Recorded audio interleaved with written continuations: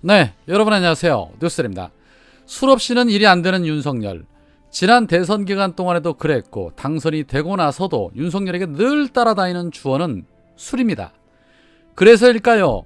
민주당 박홍근 원내대표에게도 언제든 저녁에 김치찌개에 술 한잔 하자면서 또다시 술을 꺼내 들더니 이제는 점심시간을 이용해서 각계 전문가들은 언론과 충분히 만나고 대화하면서 소통을 해라. 점심시간 제한을 없애고 낮술이 필요하다면 얼마든지 하라라는 당부를 했다고 합니다. 정말 충격입니다. 윤석열의 말을 잘 해석해보면 언론 플레이 하는데 시간 아끼지 말고 점심시간도 상관없이 기자들에게 시간 가리지 말고 술 접대 잘해라. 그래야 언론을 우리 편으로 만들 수 있다라는 소리입니다. 이같이 윤석열이 적극적으로 소통하라는 지시에 대통령실 고위 관계자는 낮술만 빼고 다 하면 되지 않겠느냐라고 말하자 오히려 윤석열이 설명하고 소통하는 과정에서 필요하다면 낮술도 괜찮다라고 했다고 합니다. 이거 보통 심각한 일이 아닐 수 없습니다. 대한민국을 아주 술판으로 만들고자 하지 않는 이상은 이 무슨 어이없는 일입니까? 아직도 밝혀지지 않은 검찰총장 당시 147억 특활비 다 어디 갔을까요? 합리적 의구심이 생기는 부분입니다. 여튼 윤석열의 이런 지시가 있었다는 매일경제의 단독 보도가 있었습니다. 그런데 이에 대한 비판이 들끓자 갑자기 해명 기사들이 줄줄이 올라오고 있었습니다. 단독 보도는 하나인데 해명 보도는 모든 언론사가 총집결해서 보도를 쏟아내고 있습니다. 정말 심각한 일이 아닐 수가 없지요. 윤석열 측은 해명에서 윤석열이 낮술도 얼마든지 하라는 취지의 보도는 사실이 아니다. 대통령이 용산청사 사무실에 갇혀있지 말라고 당부를 했다. 경직되지 말고 사람도 부지런히 만나라는 요지의 말씀을 수석 비서관들을 비롯한 참모진에 자주 해왔다. 대통령은 시중의 민심을 가감없이 파악해 국정에 반영하기 위해 참모들에게 적극적인 소통을 여러 차례 강조했었다라면서 매일경제의 보도를 반박을 했습니다. 자, 그렇다면 매일경제가 인용한 그 고위 관계자는 누구란 말일까요? 해명을 내놓기는 했지만 이미 대다수의 국민들은 윤석열이 어떤 식의 주문을 했을지 충분히 짐작하고 있습니다.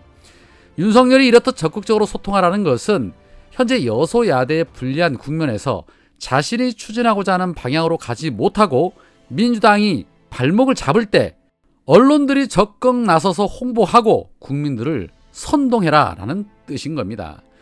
대한민국 대통령이 점심시간도 지키지 말고 낮술도 괜찮다라고 말하는 대통령 역사상 처음일 것입니다. 물론 아니라고 하지만 말입니다. 저런 마인드라서 출근 시간도 본인 맘대로 하는 거겠지요. 박근혜가 더 낮게 생각될 때가 있다는 것이 정말 놀라울 따름입니다. 자, 한편 한동훈이 법무장관으로 지명이 되고 인사청문회까지 마친 상태에서 민주당은 한동훈만큼은 낙마시키겠다는 각오로 임하고 있는 가운데 그동안 검찰 내에서 외롭게 싸워온 검사들에 대한 보복이 시작이 됐습니다. 이문정 검사가 공수처 수사 대상이 되는가 하면 어제는 서지현 검사가 법무부 디지털 성범죄 등 대응 포스코 팀에서 원청이었던 수원지검 성남지청으로 복귀하라는 명령을 받자 모욕적인 복귀 통보를 하면서 사직서를 제출을 했습니다. 서지현 검사는 자신의 페이스북에 글을 올려서 이날 오후 4시 회의를 위한 출장길에 수원지검 성남지청 복귀 통보를 받고 짐 쌀 시간도 안 주고 모욕적인 복귀 통보를 하는 것의 의미가 명확해서 사직서를 제출했다. 원대 복귀 조치는 예상했던 대로고 전 정권에서도 4년 동안 부부장인 채로 정식 발령도 못 받는 등 인사를 잘 받은 적이 없다. 끊임없이 나가라는 직설적인 요구와 관계 어린 음해와 2차 가해에 무방비하게 노출되어 온 터라 큰 서운함은 없다라고 덧붙였습니다. 그동안 검찰 내에서 미투 운동에 불을 지폈던 서 검사인지라 검찰 내부에서는 매우 불편해했을 것입니다. 그래도 좋은 날 오겠지 하고 인내했지만 더는 인내할 수 없는 지경까지 온 것이지요. 정말 안타깝습니다. 그런데 거기에 중앙지검장이었던 이정수 지검장도 사퇴 의사를 밝혔습니다. 이정수 지검장은 사법연수원 26기로 한동훈보다 1기수 선배입니다. 후배가 법무부 장관으로 지명이 됐는데 윤석열 라인도 아닌 그가 더 이상 견디기는 힘들었을 것입니다. 이정수 지검장이 중앙지검장으로 있으면서 한동훈 휴대폰 포렌식만 제대로 했다라면, 김건희 주가작 사건에 대해서 적극적으로만 대처를 했다라면 상황은 완전히 달라졌을 겁니다. 아마 구국의 영웅이 됐을 수도 있었을 겁니다.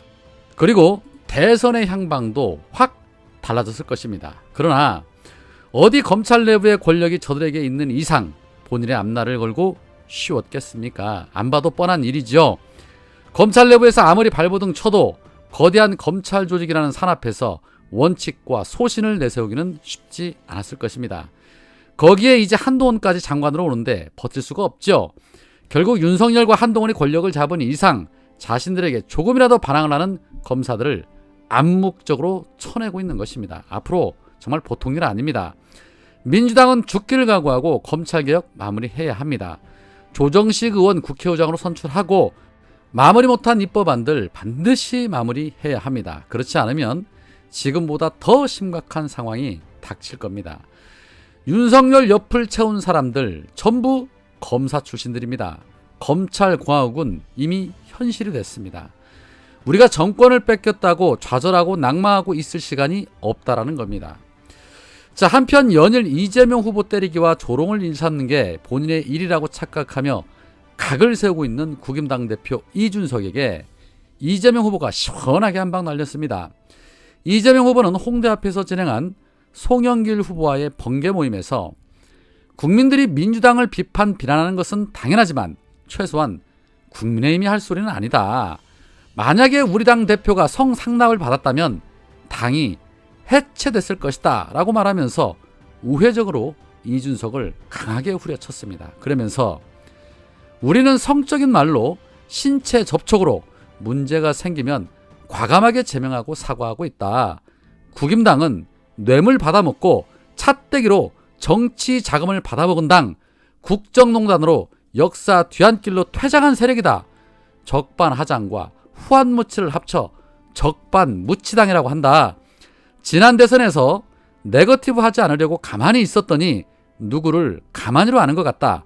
이제는 가만히 있지 않겠다. 이제는 안 당하겠다라고 말했습니다. 그렇습니다.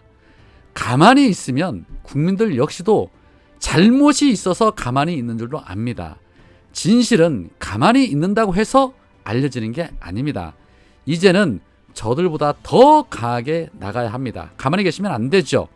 그러한 모습을 우리 시민들이 기대하고 있는 것입니다. 이재명 후보가 나오니까 그나마 숨통이 트입니다. 이 여세를 몰아서 결집하고 이번 지선에서 반드시 승리합시다. 닥치고 이재명만 보고 따라가겠습니다. 오늘은 여기까지입니다. 고맙습니다.